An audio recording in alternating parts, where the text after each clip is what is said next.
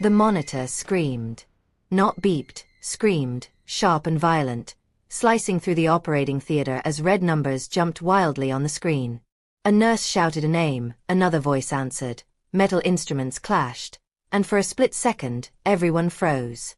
"Pressure is dropping," someone yelled. Dr. Han Adeyemi's hands were already moving, fast, precise, but his eyes flicked to the glass wall separating the theater from the corridor, and that was when he saw her. Era Nari Okafor was on the floor. Not fainted, not sitting, but kneeling, her forehead pressed hard against the cold tiles, her lips moving frantically as tears soaked into her wrapper. Her body shook with every whispered prayer, her fingers clenched so tightly they had turned white. "Please God," she murmured, voice breaking. "Take anything from me, just don't take him." Dr. Han's chest tightened. Because just minutes earlier, that same man she was praying for had leaned close to him and whispered words that still rang in his ears. After the transplant, Min Jae Okafor had said calmly, "Make sure she does not wake up." Another alarm shrieked. "Doctor!" The anesthetist called urgently. Dr. Han refocused, forcing his hands to obey training instead of memory, but the words would not leave him. "Make sure she does not wake up. 5 million naira cash. An accident. A clean report. Influence powerful enough to end his career if he refused." On the operating table, Era Nari lay sedated, unaware that her life was balanced on a decision she would never get to vote on. Her face was peaceful, trusting, like someone who believed love was still a safe place to rest. In the next room, Min Jae lay unconscious too, his body waiting to receive the kidney that would save him, the kidney his wife had offered without hesitation. Moments before anesthesia took him, he had smiled, not with gratitude, but with relief, like a man finally free. "Scalpel," Dr. Han said. The blade touched skin. Blood surfaced. Outside, Era Nari lifted her face slightly from the floor, her eyes swollen, her voice hoarse. She did not know why her heart felt so heavy, why fear wrapped around her chest so tightly she could barely breathe. She had survived hunger, insults, loneliness, betrayal, yet this moment scared her more than all of it combined. A nurse tried to help her up, but she shook her head. "Let me pray," she whispered. "If I stop, something bad will happen." Inside the theater, the kidney was removed smoothly, placed carefully into its container. The room relaxed a fraction. The hardest part was over. That was when Dr. Han paused. His hand hovered in the air. A single movement could change everything. He could end a life and call it a complication. He could walk out of this room richer, protected, untouchable. No one would question him. Powerful men rarely lose twice. But then he remembered how Era Nari had thanked him earlier that morning, smiling despite fear, despite pain, telling him she trusted him completely. He remembered the way she had held her husband's hand like a lifeline, not knowing he had already decided she was disposable. "Doctor," a nurse whispered nervously, sensing hesitation. In the corridor, Nurse Solar Park stopped walking. She had been passing by when she heard voices through a half-closed door, voices she was never meant to hear. Her tray slipped from her hands and hit the floor with a loud crash, echoing down the hallway. No one noticed her standing there, heart pounding, breath caught in her throat. She now knew something she could never unknow. Inside, Dr. Han felt time slow, the seconds stretching, the room waiting for him to choose. Outside, Era Nari pressed her palms together and cried softly, whispering her husband's name again and again, believing love still protected her. And somewhere between a beating heart and a hovering scalpel, between prayer and greed, between trust and betrayal, the story crossed a line it could never uncross. Because before this surgery ended, someone would walk out alive, someone would lose everything, and the truth would demand a price no amount of money could ever pay. Era Nari Okafor used to believe that love was a kind of quiet fire, something that warmed without burning, something that stayed even when the rain came. She believed it because she had lived it with her whole chest, not because anyone taught her, but because she chose it again and again, in a life that gave her very little reason to choose joy. She met Min Jae Okafor in the market, not the clean kind with tiled floors and air conditioning, but the kind that smelled of pepper, sweat, roasted corn, and struggle, the kind where dreams were traded for coins and hope was balanced on a wheelbarrow. Min Jae pushed that wheelbarrow like a man racing time, his feet cracked, his palms rough, his shirt always one bad wash away from tearing. People called him useless behind his back, sometimes to his face, and he pretended not to hear, but Nari heard everything. She heard the way laughter followed him like dust, she saw the way shame bent his shoulders. What she noticed first was not his poverty, it was his stubborn dignity, the way he stood straight even when insulted, the way he apologized to customers for things that were not his fault, the way he thanked people who treated him badly, not because he was weak, but because he was hungry for tomorrow. She started greeting him, small greetings at first, a nod, a smile, a question about the weather, and then longer pauses, shared jokes, shared silence. She learned his story without him telling it, the father who died early, the mother who sold vegetables until sickness sold her to the grave, the younger siblings scattered among relatives who barely tolerated them. Nari came from a home where food was not always plenty, but love was loud. Her father, Chief Okari Park, believed in discipline like religion. He believed a woman should marry security, not ambition, and when Nari started coming home later with market dust on her slippers, he noticed. He warned her gently at first, then firmly, then with anger, telling her that love did not cook soup, that romance could not pay hospital bills, that a wheelbarrow pusher would bury her dreams before they learned to walk. She listened respectfully and disobeyed completely. She brought Min Jae food when she could, rice wrapped in paper, soup hidden in a flask, sometimes just words, encouragement served warm. She watched him dream out loud about owning a shop, about importing goods, about being someone people would greet with respect. She believed him, not because the dreams were big, but because his hunger was bigger. When Min Jae was cheated out of his savings by a middleman who promised him cheap goods and vanished, Nari cried for him, then she made a decision that changed everything. She went into her mother's old box, the one wrapped in cloth and memories. She took the jewelry that had survived poverty and sickness, the earrings her mother wore on her wedding day, the necklace that held family stories, and she sold them quietly. She did not tell Min Jae until the shop keys were in his hands, until the small space with a leaking roof and one shelf became his future. He cried like a child, right there in the market. People stared, some mocked, some smiled, and Nari held his face and told him this was only the beginning. He promised her everything that night, a house with a gate, a life without shame, respect that would silence every insult they had swallowed. She believed him because belief was her strongest skill. The shop struggled, then breathed, then grew. Min Jae learned quickly. He learned suppliers, numbers, shortcuts. He learned the language of money, and Nari became the quiet engine behind the noise. She kept records, cooked meals, calmed his anger, soothed his fear, reminded him who he was when profit threatened to turn him into someone else. They married simply, no gold flood, no long guest list, just vows spoken with trembling voices and eyes full of tomorrow. 4 years they built together, slowly, stubbornly, nights without sleep, days without rest, moments without doubt. When Min Jae traveled for the first time to secure goods, Nari fasted until he returned. When customs delayed his shipment, she sold her clothes to pay rent. When profit finally smiled, she smiled back without asking for anything in return. Then money arrived like a storm that did not announce itself. It came first as comfort, better meals, softer beds, then as confidence, then as entitlement. Min Jae's voice changed, his laughter grew louder, his patience thinner. People who once ignored him now bowed, and he learned to enjoy the bow. The shop became shops, the shops became warehouses, and suddenly Min Jae was an importer, a man whose name opened doors. Nari watched with pride at first. She watched him wear suits that fit. She watched people listen when he spoke. She remembered the wheelbarrow and thanked whatever power allowed miracles. But miracles have a shadow. The first time Min Jae told her not to come to the office, he said it casually, like a suggestion. He said the environment was too busy, too corporate, too polished. The second time, he said it with irritation, complaining about her accent, her choice of words, the way she greeted staff. The third time, he did not explain at all. He simply left without her. She adjusted, like she always did. She cooked better meals, dressed simpler, spoke less. She told herself success required change, that love meant understanding seasons. But understanding became shrinking. and shrinking became invisibility.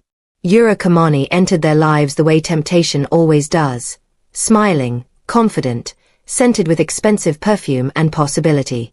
She was young, glamorous, everything Era Nori was not trying to be. Min Jae introduced her as a business associate, but his eyes introduced her as something else. Yura laughed too loudly, touched too freely, looked at Era Nori like an old chair that had outlived its usefulness. Soon, insults stopped hiding. Min Jae criticized Era Nori's food, her smell, her silence, her presence. He corrected her English in public. He removed her from company events. He stopped answering her calls. At home, the house felt larger, emptier, colder. Era Nori ate alone, slept alone, prayed alone. What would you have done if you were in her place? Fought harder, walked away, or stayed silent and hoped love would remember itself? Yura made no effort to pretend kindness. She posted photos online, traveled with Min Jae, wore clothes Era Nori had once admired in shop windows. Once she visited the house unannounced, looked around, and smiled thinly, telling Era Nori that some women were stepping stones, necessary but forgettable. Min Jae said nothing, silence becoming his loudest betrayal. Era Nori cried quietly, because loud crying had never helped her. She remembered the past, the sacrifices, the promises, and wondered when exactly love had been replaced with convenience. She tried to talk, to remind him of who they were, but Min Jae dismissed memory as weakness, nostalgia as poverty thinking.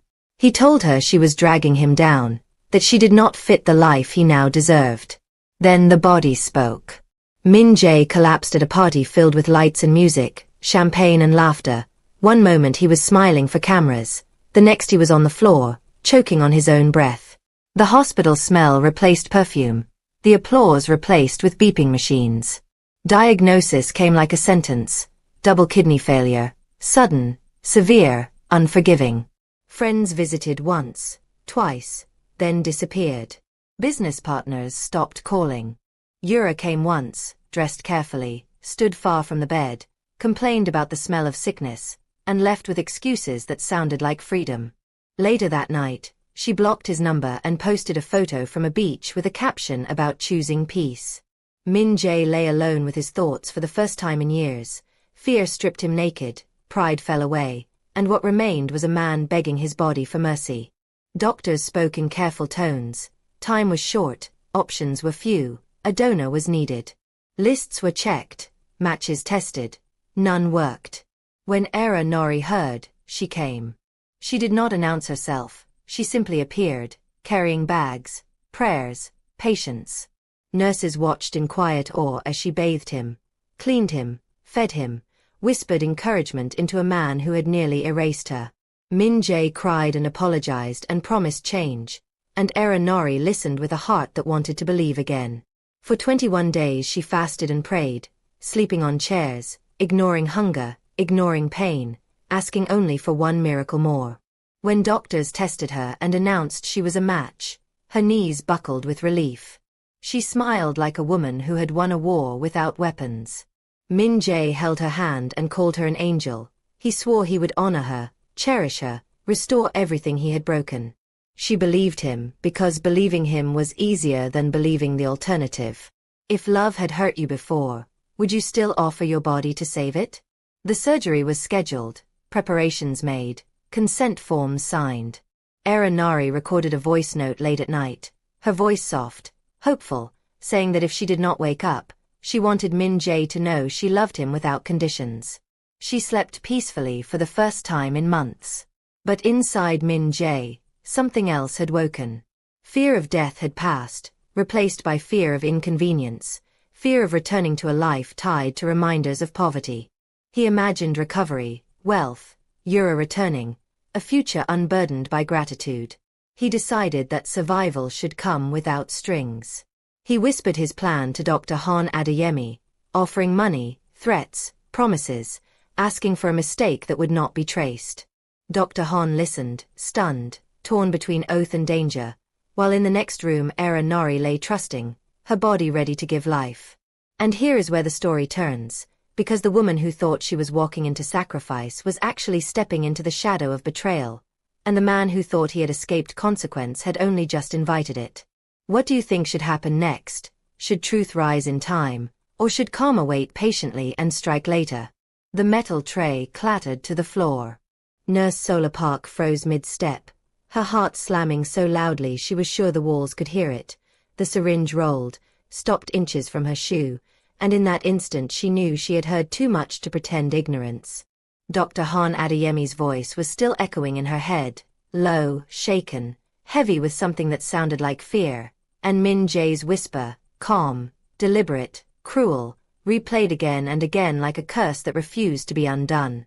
She bent slowly, picked up the tray, her fingers trembling, her eyes burning, and for the first time since she chose nursing, she felt the weight of blood on her hands before it had even spilled. Inside the operating theater, Era Nari lay still, her chest rising and falling in soft obedience to machines, her face peaceful, trusting, unaware that the room held more than scalpels and light. Dr. Han stood over her, gloves already on, sweat forming beneath his cap, not from the temperature, but from the war screaming inside him. Every oath he had sworn pressed against his ribs, every threat Min Jae had made clawed at his spine. In the next room, Min Jae was being prepped, his eyes closed, his lips moving slightly, not in prayer, but in rehearsal.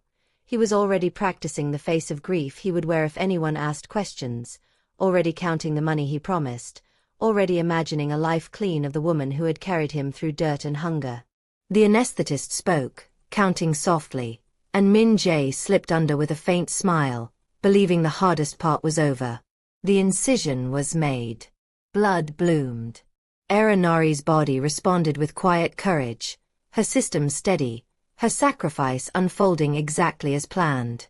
The kidney was removed carefully, respectfully, placed in its container, a living gift, and for a moment, everything was exactly how it should have been. Then Dr. Han paused. His hands hovered, the room holding its breath with him. All it would take was one careless cut, one slipped instrument, one false note in a report, and the world would call it complication. He thought of his children, his license, the influence Min Jae wielded, the power that crushed people quietly. He thought of Era Nari's face when she smiled through pain, when she thanked nurses for doing their jobs, when she prayed not for herself, but for the man who had betrayed her. Could you look at someone like that and decide their life was negotiable? His chest tightened. In the corridor, Nurse Solar turned back. She did not plan it. Courage rarely announces itself. She just moved, feet carrying her faster than fear could argue, her mind screaming that silence would make her an accomplice. She knocked once, entered, her voice breaking as she spoke words that could not be swallowed back. "Doctor," she said, "we cannot do this." The room snapped to attention, tension thick enough to choke. Dr. Han met her eyes, saw terror there, but also resolve, and something inside him cracked open. "What did you hear?" he asked, already knowing the answer. "Everything," she whispered, tears spilling now, unstoppable. She trusted us, she trusted him, please, sir. The machines kept beeping, steady, innocent. Dr. Han exhaled, a long, shuddering breath, then nodded once, a decision finally made, heavy but clear. He turned to the team, his voice firm, professional, unbreakable. "Proceed normally," he said. "Document everything." In the other theater, Min Jae's surgery began. The kidney was transplanted, connections made, blood flowed, and for a moment, hope flickered, but hope built on wickedness never stands long. His vitals wavered, then stabilized, then dipped again, alarm sounded, nurses moved quickly, tension rising like a wave that refused to crest. Dr. Han moved between rooms like a man chasing time itself, ensuring Era Nari was stable, ensuring every step was recorded, every action accountable. She survived the surgery, pale, fragile, but alive, her body screaming in quiet protest, her sacrifice complete. Min Jae, however, began to shake. His heart raced, then stumbled, his blood pressure spiked, then crashed, rejection signs flared red and urgent, his body fighting the very gift it had been offered. Doctors worked, voices overlapping, commands sharp, fear creeping into every corner. Outside, Era Nori's eyes fluttered open. Pain greeted her first, sharp, consuming, but beneath it was relief, a fragile joy. She whispered Min Jae's name, tears sliding into her hair, believing she had done it, believing love had won. Nurse Sola took her hand, squeezing gently, unable to speak yet, afraid that truth would shatter her before her body could heal. Minutes later, chaos erupted. Min Jae went into cardiac arrest. Compression began, shocks delivered, time stretched thin and merciless. Dr. Han's jaw clenched as he worked, not with vengeance, but with integrity, saving a life because it was his duty, even when that life had chosen evil. When Min Jae gasped back, eyes flying open in terror, he saw not victory, but consequence, his body weak, his future uncertain, his power suddenly meaningless against flesh that refused obedience. As he drifted in and out, he heard voices, serious, controlled, words like investigation, consent, ethics, statements. He felt fear deeper than sickness, fear of exposure, fear that the secret he buried was digging its way back to light. What would you do if the truth you tried to kill refused to stay silent? Hours later, as dawn crept into the hospital, Dr. Han stood before a small recorder, his voice steady now, recounting everything, the bribe, the threat, the intent. Nurse Sola signed her statement with shaking hands, tears falling onto the paper, knowing there was no turning back. Era Nori slept, unaware that her life had been saved twice, once by medicine, once by conscience. Min Jae lay awake, staring at the ceiling, his phone gone, his visitors barred, his name already moving through channels he could no longer control. He remembered the wheelbarrow, the market dust, the woman who believed in him when belief was expensive, and for the first time, regret arrived not as a whisper, but as a scream. Outside his room, footsteps approached. And this time, they were not coming to save him. The door opened with a firmness that carried authority, not the soft courtesy of hospital staff, and Min Jae felt it before he saw it, the shift in the air, the way power changes when it no longer belongs to you. Two men stepped in, plain clothes, calm faces, eyes trained, followed by Dr. Han and Nurse Sola, whose presence alone told him this was no longer a misunderstanding that money could soften. Min Jae tried to sit up, pain tearing through his side, his voice cracking as he asked what was happening, but the words sounded thin, unfamiliar, like they belonged to another man. One of the officers spoke gently, almost kindly, telling him there were questions to be answered, statements to be reviewed, serious allegations that could not be ignored. The word allegations hit him harder than the pain, because he knew exactly what it meant. He laughed, short and forced, blaming medication, stress, anything that might make this moment dissolve, but nothing moved. Dr. Han did not look at him. Nurse Sola's eyes were red, but steady, and in that steadiness Min Jae saw something he had not prepared for, resolve. As they spoke, fragments of his own words came back to him, played from a device, his whisper stripped of power, stripped of context, naked and damning. The room felt smaller with every second, the walls pressing in, the future collapsing inward. He reached for excuses, for threats, for influence, but they all sounded like lies even to him. In another wing of the hospital, Era Nori stirred. Pain wrapped around her like a tight cloth, but she welcomed it, because pain meant living. Her throat was dry, her body heavy, but her heart was light with purpose. She asked for Min Jae again, her voice weak but hopeful, and Nurse Sola swallowed hard before answering, telling her he was stable, telling her to rest, telling her just enough truth to protect her strength. As the hours passed, whispers followed the corridors, not gossip, but gravity. A wealthy man. A donor wife. A planned complication. The story moved quietly, but it moved fast, because truth has a way of recognizing open doors. By evening, Min Jae was no longer a patient with privilege. He was a suspect under watch. His calls were restricted, his visitors screened, his name already slipping from admiration to disbelief. Business partners sent cautious messages, then stopped. Boards suspended decisions. Accounts froze. Influence evaporated. He lay there, staring at the ceiling, listening to machines he once ignored, realizing that the life he built on stepping over others had finally stepped back on him. Nori woke again as night settled, clearer now, more aware. Dr. Han came to her bedside, his face tired, lined with something close to sorrow. He spoke carefully, choosing truth the way one chooses glass, slowly, gently, aware of its sharpness. He told her there had been complications, that there were investigations, that people were asking questions about Min Jae's actions before surgery. She listened without interrupting, her eyes fixed on the ceiling, her breathing shallow. When understanding finally reached her, it did not arrive as a scream. It arrived as silence. Her heart did not shatter loudly, it folded inward, piece by piece, memories replaying with cruel clarity, the promises, the apologies, the tenderness that now felt like performance. Tears slid down her temples, soaking into the pillow, not hot, not dramatic, just endless.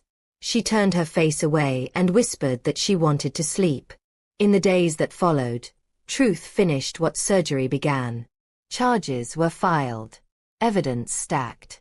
Min Jae's name appeared in places he never imagined, not on banners or invitations, but in reports and hearings. Yura Kamani posted a statement distancing herself, then deleted her account entirely. The world that once clapped for Min Jae now watched him with cold curiosity. His health did not improve. The kidney functioned poorly, rejection episodes frequent, his body restless, unsettled, as if it recognized the violence that had accompanied its arrival. Doctors worked, because that was their duty, but hope became cautious, measured. Nori healed slowly, her strength returning in pieces. People came, nurses, doctors, even strangers who had heard fragments of her story and felt compelled to see her face, to touch her hand, to tell her she was brave. She thanked them politely, but inside, something had shifted. Love no longer sounded like sacrifice. One morning, as sunlight crept into her room, Nori asked for paper and pen. She wrote for a long time, her handwriting steady, deliberate, writing not with anger, but with clarity. When she finished, she sealed the letter and asked Dr. Han to deliver it. Min Jae received it alone. He opened it with shaking hands, expecting rage, curses, bitterness. Instead, he found peace. Nori wrote that she forgave him, not because he deserved it, but because she deserved freedom. She wrote that the kidney he received was given in love, not ownership, and whatever his body chose to do with it was between him and his conscience.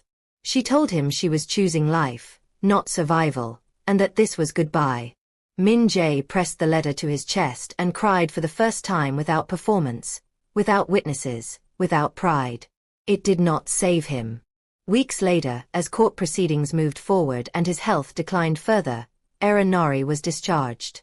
She walked out of the hospital thinner, quieter, but unbroken. Outside, the air felt different, lighter. She breathed deeply and kept walking. She did not go back to the house filled with ghosts. She started again, quietly, using her knowledge, her patience, her resilience. She volunteered, she learned, she built something new, something honest. People listened to her now, not because of who she stood beside, but because of who she was. Min Jae watched the world move on without him, his body weaker, his power gone, his choices finally answered. In the end, he understood too late that love offered in poverty was not cheap, it was priceless, and the cost of discarding it was more than he could ever afford. And somewhere between regret and consequence, the story ended the way it always was meant to. One life chose integrity and lived. The other chose betrayal and paid.